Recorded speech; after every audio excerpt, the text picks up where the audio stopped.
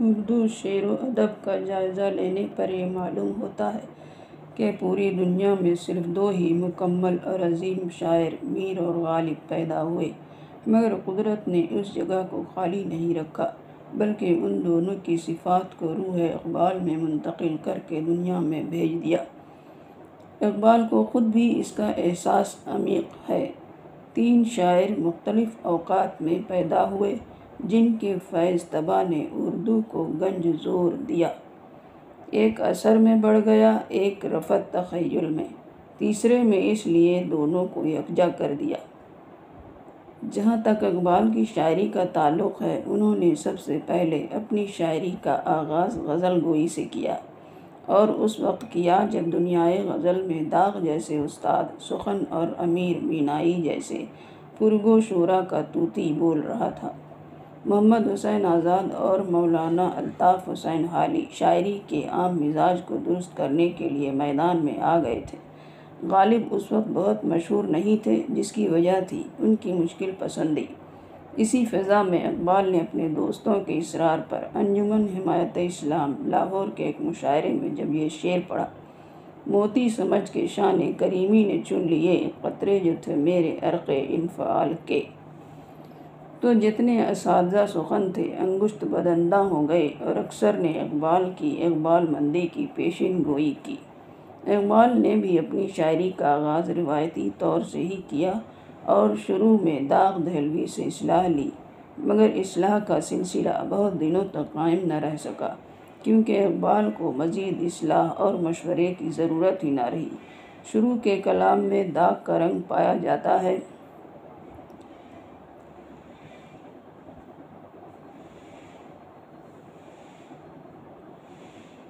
نہ آئے ہمیں اس میں تکرار کیا تھی، مگر وعدہ کرتے ہوئے آر کیا تھی، بھری بزم میں اپنے عاشق کو تاڑا، تیری آنکھ مستی میں ہوشیار کیا تھی۔ مگر ان کا میلان خاطر اس وقت بھی ظاہر ہونے لگا تھا۔ دھیرے دھیرے ان کی غزلوں کا رنگ اسی طرح بدلتا ہوا نظر آتا ہے جو فکر اقبال کی گہرائی کی نشاندہی کرتا ہے۔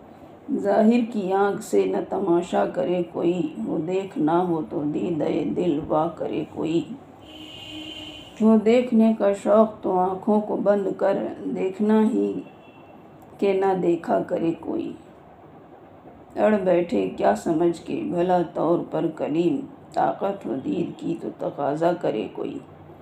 روایتی شاعری سے رفتہ رفتہ دانستہ طور پر اور غیر دانستہ طور پر اقبال منحرف ہوتے گئے اور پھر طرز غالب کے قریب آ گئے۔ شیخ عبد القادر لکھتے ہیں: غالب اقبال میں بہت سی باتیں مشترک ہیں۔ غالب کو اردو اور فارسی شاعری سے جو عشق تھا، اس نے ان کی روح کو ادب میں جا کر بھی چین لینے نہیں دیا اور مجبور کیا کہ وہ پھر کسی جسد خاکی میں جلوہ افروز ہو کر شاعری کے چمن کی آبیاری کریں، اور اس نے پنجاب کے گوشے میں، جسے سیال کوٹ کہتے ہیں، دوبارہ جنم لیا اور محمد اقبال نام پایا، اور شاید اس لیے کہا جاتا ہے کہ اقبال نے ارشد گورگانی سے سوری تلمذ حاصل کیا، داغ سے تحریری اصلاح لی، مگر غالب سے معنوی استفادہ کیا، اور یہ آخری اثر ان کی طبیعت کے مناسب تھا، اسی لیے وہ دیر پا ہے۔ بالِ جبریل پختہ عمر کا کلام ہے، اس لیے اس کے اشعار میں بھی حسن کاری اور فنکاری فطری طور پر رچ بس گئی۔ جس رنگ و آہنگ اور حسن و بیان کے ساتھ غزلوں کو اقبال نے بالِ جبریل میں پیش کیا ہے، اس سے پہلے نہیں کیا گیا تھا۔ یوں تو عبدالسلام ندوی اقبال کے ایک شعر میری نوا میں نہیں ہے ادائے محبوبی، اے بانگ صدا اسرافیل دل نواز نہیں، سے اخذ کرنے کی کوشش کی ہے کہ ان کی غزلوں میں سوچ، نرمی اور شیرینی کا فقدان ہے، مگر یہ پوری طرح درست نہیں۔ البتہ یہ کہہ سکتے ہیں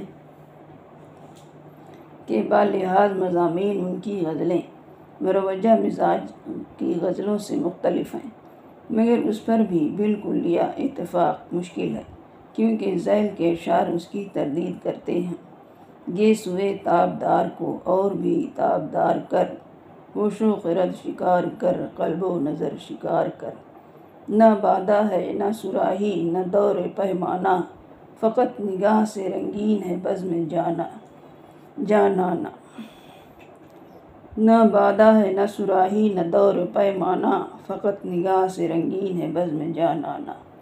ان اشعار میں حقیقت و مجاز کا امتزاج نظر آتا ہے، ساتھ ہی تغزل اور شاعرانہ احساس کی نزاکتیں بھری ہوئی ہیں۔ اقبال نے اپنی غزلوں میں انسانیت کا پیغام اس طرح دیا: اپنے فن میں ڈوب کر پا جا سراغ زندگی، تو اگر میرا نہیں بنتا نہ من، اپنا تو بن۔ اقبال کی غزلوں میں فلسفہ خودی اور عقل و عشق کی مارکہ آرائی خوب ظاہر ہوئی ہے۔ ان کا ایک اور فلسفہ خودی کی طرح جماعت بھی جذبہ و تخیل رکھتی ہے۔ یہ ایک نیا تجربہ ہے۔ مثال کے لیے چند شعر: تو نے یہ کیا غضب کیا، مجھ کو بھی فاش کر دیا، میں ہی تو ایک راز تھا سینہ کائنات میں، بے خطر کود پڑا آتش نمرود میں عشق، عقل ہے محو تماشائے لب بام ابھی۔ ان سب کے علاوہ ان کی غزلوں میں فکر کی بلندی، جذبہ و مستی، کیف و سرور کی شدت بھرپور ملتی ہے۔ ایسا لگتا ہے کہ تغزل ان کے طبع سلیم میں رچ بس گیا ہے، جس کا عکس ان کی غزلوں میں صاف نظر آتا ہے۔ صنائع لفظی و معنوی ان کے شعروں میں موجود ہیں۔ اقبال سمجھتے ہیں کہ انسان کے اندر خود بے انتہا طاقتیں موجود ہیں اور اسی سے رجالیت کا جوہر چمکتا ہے۔ ان کی غزلوں سے بے کسی اور بے چارگی کا سبق نہیں ملتا، بلکہ جہاں گیری اور جہاں بانی کا درس حاصل ہوتا ہے، قوت و توانائی حاصل ہوتی ہے۔ میری نوائے شوق سے شور حریم ذات میں، غلغلہ ہائے علامہ بتکدہ صفات میں۔ ایسا محسوس ہوتا ہے کہ ان کی غزلوں میں جلال و جمال دونوں کی آمیزش ہے اور اس سے شاعری کی کیفیت پیدا ہو گئی ہے۔ اقبال نے بانگ درا کی نظموں کے متعلق ایک جگہ لکھا ہے کہ بانگ درا کی بیشتر نظمیں میرے طالب علمی کے زمانے کی ہیں۔ ان نظموں میں داغ کے پرایا بیان اور شاعر کا قدیم رنگ تغزل بہت نمایاں ہے۔ اس کے علاوہ اکبر اور اسماعیل مرٹھی کی بھی تقلید کی کوشش کی گئی ہے، اور اپنی اس کوشش میں انہیں اگر ایک طرف کامیابی ہوئی ہے تو دوسری طرف ناکامی بھی ان کے ہاتھ لگی ہے۔ اس دور میں انہوں نے بچوں کے لیے چھوٹی چھوٹی نظمیں لکھیں اور مرٹھی کے رنگ سخن کا تتبع کیا، لیکن اس میں انہیں کامیابی نصیب نہیں ہوئی۔ ہاں، البتہ داغ کے رنگ کو نبھانے میں کامیاب ہوئے ہیں۔ ان کی اس دور کی نظموں میں وطنیت اور ملت کا حسین امتزاج دیکھنے کو ملتا ہے۔ ان نظموں کے مطالعہ سے ان کی وطن دوستی آشکار ہوتی ہے۔ اس کے علاوہ ایسی نظمیں بھی ملتی ہیں جو کامیاب منظری نظمیں کہی جا سکتی ہیں۔ نظم ایک آرزو اور جگنوں میں تصویر کشی اور منظر نگاری اپنے عروج پر نظر آتی ہے۔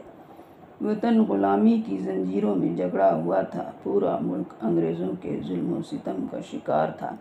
ایسے میں اقبال نے درد بھری نظمیں کہی ہیں جن سے وطن کے تئیں ان کے ہمدردانہ جذبے کا پتہ چلتا ہے۔ تصویر درد میں ہم سامراجیوں کے ظلم و ستم کی پوری تصویر دیکھ سکتے ہیں۔ ان کا درج ذیل شعر اس دور کی بے بسی اور بے کسی کی ترجمانی کرتا ہے: نہیں منت کشِ تاب شنیدن داستاں میری، خاموشی گفتگو ہے بے زبانی ہے زباں میری۔ نہیں منت کشِ تاب شنیدن داستاں میری، خاموشی گفتگو ہے بے زبانی ہے زباں میری۔ اس دور کی نظموں میں ہمالہ، ہندوستانی بچوں کا قومی گیت اور ترانہ ہندی وغیرہ ایسی نظمیں ہیں جو ہندوستان سے اقبال کے گہرے لگاؤ کا پتہ دیتی ہیں۔ لیکن نیا شیوالہ شاعر کے انتہائے کمال کا اعلیٰ نمونہ ہے۔ اس کے ہر شعر میں وطن کی آگ بھری ہوئی ہے اور وحدانیت و اتحاد کا راز چھپا ہوا ہے، اور اس شعر میں ان کی حب الوطنی نقطۂ عروج پر پہنچ جاتی ہے: پتھر کی مورتوں میں سمجھا ہے تو خدا ہے، خاکِ وطن کا مجھ کو ہر ذرہ دیوتا ہے۔ اس دور کی نظموں کے متعلق ڈاکٹر فرمان فتح پوری لکھتے ہیں: اس دور کی نظموں کی سب سے اہم اور نمایاں خصوصیت مناظر فطرت کی عکاسی اور حب الوطنی سے سرشاری ہے۔ اس دور کی نظموں کا ایک وصف یہ بھی ہے کہ ان کی تہ میں علامہ کے فلسفہ خودی کے بعض اجزاء کہلاتے نظر آتے ہیں۔ بزم قدرت، عقل و دل، پرندہ، جگنو اور کنارے راوی میں ان کے فلسفہ خودی کے بہت سے عناصر کے دھندلے نقوش نظر آتے ہیں۔ اس دور کی نظموں کی ایک خصوصیت یہ بھی ہے کہ اس کی زبان نہایت صاف اور سادہ اور رواں ہے۔ اقبال کی نظم نگاری کا دوسرا دور 1905 سے 1908 پر مشتمل ہے، جب وہ اپنی تعلیم کی غرض سے ہندوستان سے انگلستان گئے۔ اس دور میں انہوں نے بہت کم نظمیں لکھی، بلکہ خود شاعری ہی سے دل برداشتہ ہو گئے۔ اس دور کی نظمیں کمیت و کیفیت دونوں میں دور اول کی نظموں کا مقابلہ نہیں کر سکتی۔ البتہ اس دور میں ان کا زاویہ وہ نہ رہا، بلکہ ایک مخصوص فلسفہ حیات کے داعی بن گئے۔ علی گڑھ کالج کے طلباء کے نام ایک منظوم پیغام بھیجا جو گویا ایک متن ہے، اور ہندوستان واپس آنے کے بعد انہوں نے جو شاعری کی اس کی شرح ہے۔ اوروں کا ہے پیام اور میرا پیام اور، عشق کی درد مند کا طرز کلام اور۔ اقبال کی نظم نگاری کا یہ مختصر ترین دور سہی، لیکن اقبال کی شاعری اور پیغام کے سلسلے میں سب سے اہم اور انقلابی دور یہی ہے۔ ان کی تصور و فکر و فن میں جیسی تبدیلیاں اس دور میں رونما ہوئیں، کسی اور دور میں نہیں ہوئی۔ فلسفہ خودی کے ساتھ ساتھ فلسفہ بے خودی کی جھلک بھی اس دور کی شاعری میں نظر آتی ہے۔ اس دور کی نظموں کا زیادہ تر رخ مسلمانوں کی طرف ہے، اس لیے عبدالسلام ندوی نے اس دور کی شاعری کو اسلامی شاعری کہا ہے۔ یورپ سے واپس آنے کے بعد انہوں نے جو نظمیں کہی ہیں ان پر فارسی کے اثرات نمایاں ہیں، کیونکہ یورپ ہی میں قیام کے دوران اقبال نے فارسی میں کہنا شروع کر دیا تھا، اور ہندوستان کی واپسی پر ان کے فکر و فن کے تینوں بنیادی مجموعے اسرار خودی، رموز بے خودی اور پیام مشرق کے بعد دیگر فارسی زبان میں منظر عام پر آئے۔ اس کے بعد بانگِ درا کی اشاعت عمل میں آئی۔ یہی وجہ ہے کہ اس دور کی نظموں میں فارسیت کا اثر خوب نمایاں ہے۔ مختصر یہ کہ اس طویل دور کی شاعری میں خواہ اس کا تعلق فارسی سے ہو یا اردو سے، اقبال کے فکر و فن کے سارے عوامل و اوصاف پوری طرح نکھر کر سامنے آ گئے ہیں۔ اس طرح اقبال کی نظم نگاری کا یہ دور طلوع اسلام اور خضر راہ جیسی طویل نظموں میں جس قسم کا جوش و خروش موجیں مار رہا ہے وہ آخری دور کی نظم میں بہت کم نظر آتا ہے۔ اقبال کی نظم نگاری کا تیسرا دور بال جبریل کی اشاعت کے بعد شروع ہوتا ہے۔ بال جبریل کی نظموں میں اقبال کا آرٹ اپنے عروج پر نظر آتا ہے، اور یہاں اس کے مخاطب قوم اور افراد قوم ہیں۔ بال جبریل کی نظموں میں اقبال کے فکر و فن کے تمام نقوش سمٹ کر ایک جگہ ہو گئے ہیں۔ ان نظموں میں مسجد قرطبہ، ذوق و شوق، ساقی نامہ، پیر و مرید صرف یہی نہیں کہ دوسری نظموں کی بنسبت طویل ہیں، بلکہ فکر و فن کے لحاظ سے بھی یہ اقبال کی بہترین نظمیں ہیں۔ دوسری نظموں میں ہسپانیہ، تاریخ کی دعا، لینن خدا کے حضور میں، فرشتوں کا گیت اور جبریل و ابلیس خصوصیت سے قابل ذکر ہیں کہ ان کی معرفت اقبال کے بعض افکار، نظریات نہایت واضح اور دلکش انداز میں ہمارے سامنے آتے ہیں۔ سیاسی موضوع پر بھی اس میں بعض عمدہ نظمیں ہیں، جن میں سے ایک نظم میں اشتراکیت کی تائید نہایت پرزور طریقہ پر کی گئی ہے۔ اس کا عنوان فرمان خدا ہے، اور ایک نظم لینن پر لکھی ہے اور اس میں اس یورپین تہذیب تمدن کی تمام باتیں ہیں۔ آخر بیان خود لینن کی زبان میں بیان کی ہیں، اور ان نظموں میں سرمایہ دارانہ نظام پر بھی بھرپور تنقید کی گئی ہے۔ اس دور میں خاص کر اس مجموعے کی سب سے پرجوش نظم ساقی نامہ ہے، جن کو انہوں نے مثنوی میر حسن کی بہر میں لکھا ہے۔ اس نظم میں اقبال کا جوش بیان اپنے انتہائی کمال کو پہنچ گیا ہے۔ اس دور کی نظم میں فکر و فن کے اعتبار سے بھی مکمل کہی جا سکتی ہے۔ نظم مسجد قرطبہ کو یوسف حسین خان نے جدید اردو ادب کا شاہکار کہا ہے۔ اس دور کی نظم گوئی کی یہ خصوصیت ہے کہ اس میں اقبال کی تمام فکری و فنی خوبیاں سمٹ کر ایک جگہ چلی آئی ہیں۔ اگر ان کی دیگر نظموں کو نظر انداز کیا جائے تو اس دور کی نظمیں ہی ان کی شاعرانہ عظمت اور فکر و فن کو سمجھنے کے لیے کافی ہیں۔ اقبال کی نظم کا چوتھا دور ضرب کلیم کی نظموں سے لے کر ارمغان حجاز کی نظموں پر مشتمل ہے۔ ضرب کلیم تک پہنچتے پہنچتے اقبال کی شاعری پر فلسفہ غالب آ جاتا ہے اور فنکاری، حسن کاری یا شاعری رخصت ہو جاتی ہے۔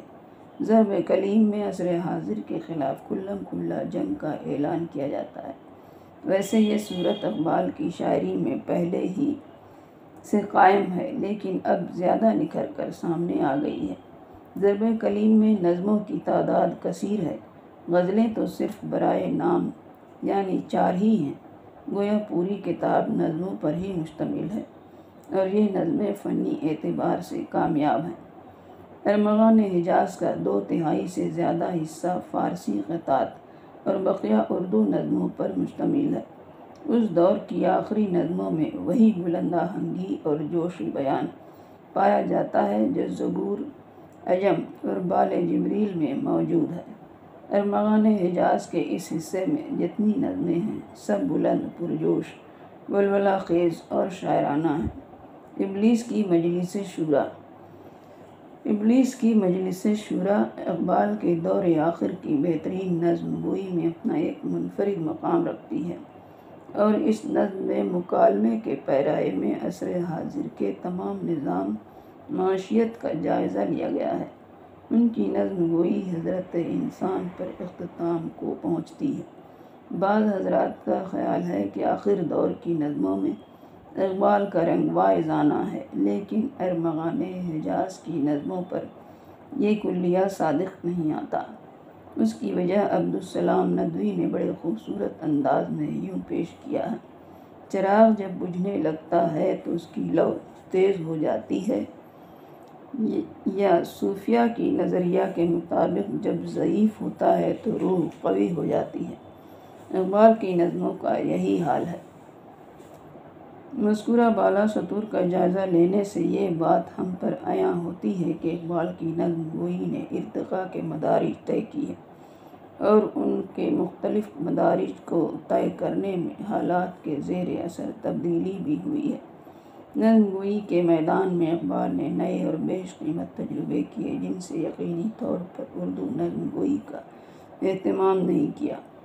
شکوہ جواب شکوہ مسدس کے پیرائے میں بہترین نظم ہے۔ اردو نظم گوئی میں ایک نیا اور بیش قیمت تجربہ کیا کہ انہوں نے مکالماتی نظموں کی داغ بیل ڈالی، جیسے ابلیس کی مجلس شورا، پیر و مرید، جبریل و ابلیس، اسی قبیل کی نظمیں ہیں۔ ساقی نامہ ایسی نظم ہے جس میں ارتقاء خیال بھی ہے اور اقبال کے تمام نظریات کا پرتو بھی۔